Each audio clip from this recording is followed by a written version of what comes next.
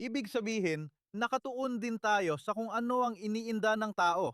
Kung sinasabi niya na kapag yumuko siya, halimbawa, pasulong, nakakaramdam siya ng sakit.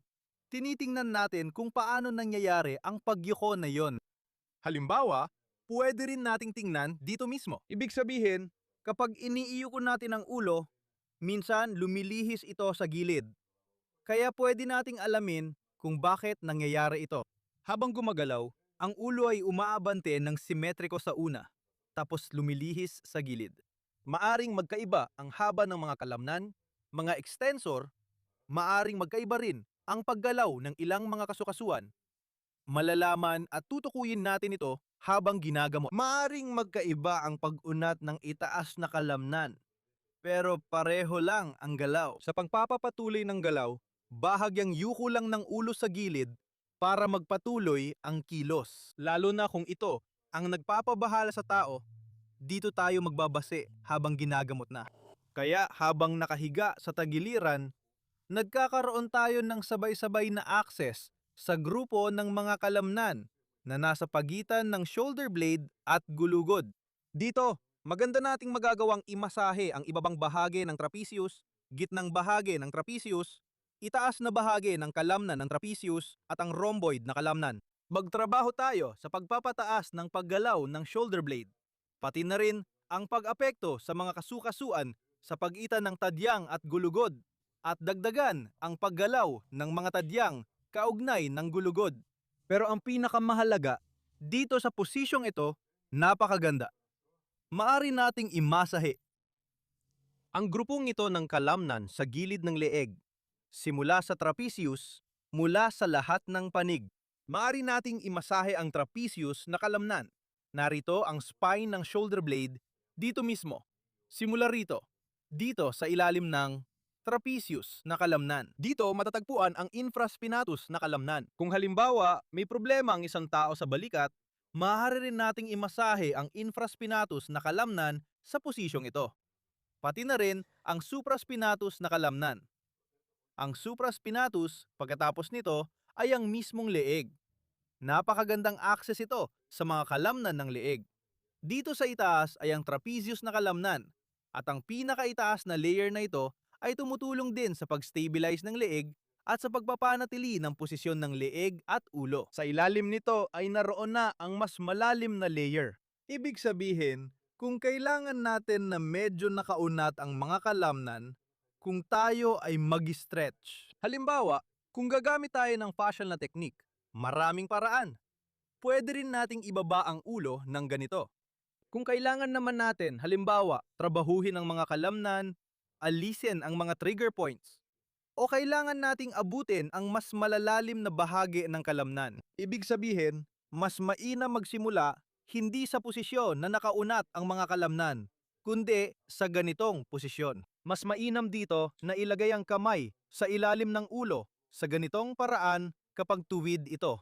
Dahil kapag nakabaluktot, parang nagdudulot ito ng kaunting tensyon sa mga kalamnan ng leeg. Kung hindi kaya ng kamay o kulang ang galaw, pwedeng maglagay ng unan. At dito, nagkakaroon tayo ng access sa lahat ng mga kalamnan ng leeg. Dito natin pwedeng trabahuhin. Simulan muna natin sa trapezius na kalamnan. Dito tayo magsisimula. Agad nating hahanapin ang mga mas masakit na bahagi. Mga bahagi na may tensyon. Dito, sa may sulok ng balikat. Dito natin mahahanap ang simula ng kalamnan na nagpapataas ng balikat. Ang kalamnan na nagpapataas ng balikat. Halos sa lahat ng mga masasakit na syndrome, sa lahat ng mga pathological na proseso, sa lahat ng osteochondrosis, sa lahat ng anumang problema sa leeg, laging kasali ang mga kalamnan na nagpapataas ng balikat. Kaya kailangan talaga nating trabahuhin ito. Madalas kasi ito ay tense o kaya naman ay fibrosed. Minsan, puro connective tissue na lang talaga. Minsan, parang may kumakaluskos kapag gumugulong siya. Dito, pwede natin itong hatiin sa tatlong bahagi. Ang unang bahagi ay yung parte na nandito mismo, katabi ng sulok ng balikat. Dito sa atin, dito mismo. Ibig sabihin, dito natin ito minamasahe. sa iba't ibang anggulo mula sa gilid. Ganun ang kalalabasan. Pwede nating sabihin na mula sa gilid ng gulugod, sa anggulong ito, dito natin natatagpuan ang mga masakit na bahagi. Dito rin, pwede natin trabahuin ang paggalaw ng trapezius na kalamnan na nasa ibabaw at tumatakip dito sa kalamnang nag-aangat sa scapula. Parang inaalog natin ang trapezius, kaugnay ng kalamnan na nagtataas ng balikat. Kaya dapat din nating suriin ang paggalaw nito. Kung limitado ito, kailangan natin ibalik mula sa kabilang panig. Ibig sabihin, sa kalamnan na nagtataas ng balikat dito, tayo gagawa ng aksyon. Pagkatapos, sabay mula sa magkabilang panig, pwede nating gawin ang ganitong uri ng pagpindot.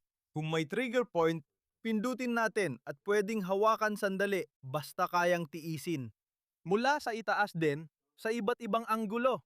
Ibig sabihin, dito makakahanap tayo ng iba't ibang masakit na bahagi o mga paninigas. Trabahuhin lahat ito. At sa ganitong paraan, ito ang simula ng kalamnan na nagtataas ng skapula mula sa sulok ng skapula.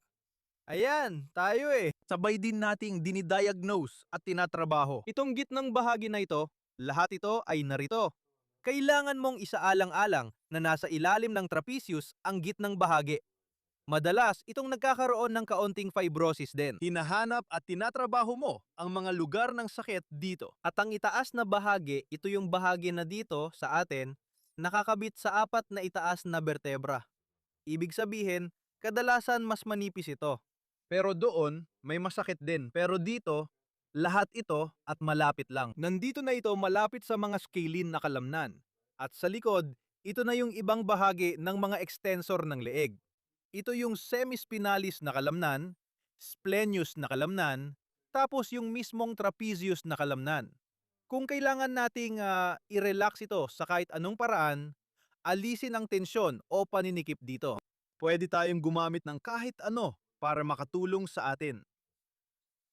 Dumudulas ang mga kamay. Ito lahat ay bahagi niyan. Hindi kailangan ng maraming langis dito. Kaunti lang, sapat lang, para magkaroon ng kaunting dulas. Pwede nating gamitin ang bahaging ito ng kamay. Ganito nating ginagawa para medyo dumulas siya pero hindi masyadong madulas. At dito, parang ginagawa muna natin ang pagdiin, idinidiin ang mga tissue at dahan-dahan sa direksyon ng mga hibla. Sa ganitong kaso, gumagawa tayo ng ganitong galaw at dito sa iba't ibang anggulo, pwede tayong magsimula mula sa gulugod ng balikat.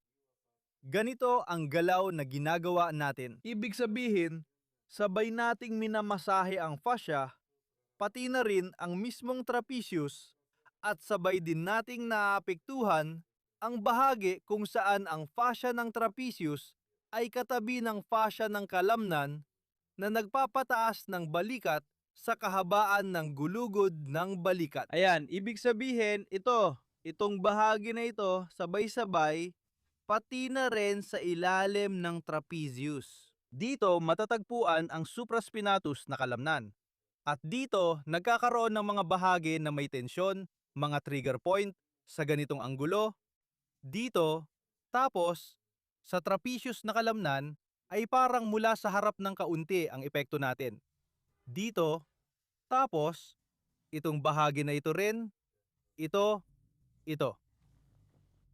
Kailangan itong trabahuhin ng mabuti, madalas din itong kailangan gawin, ibig sabihin, dito mismo, sa ibabaw ng trapezius, sa pagitan ng trapezius na kalamnan at ng mas malalalim pang mga kalamnan sa ilalim ng trapezius. Dito natin matatagpuan ang semispinalis na kalamnan, splenius capitis na kalamnan, splenius cervicis na kalamnan.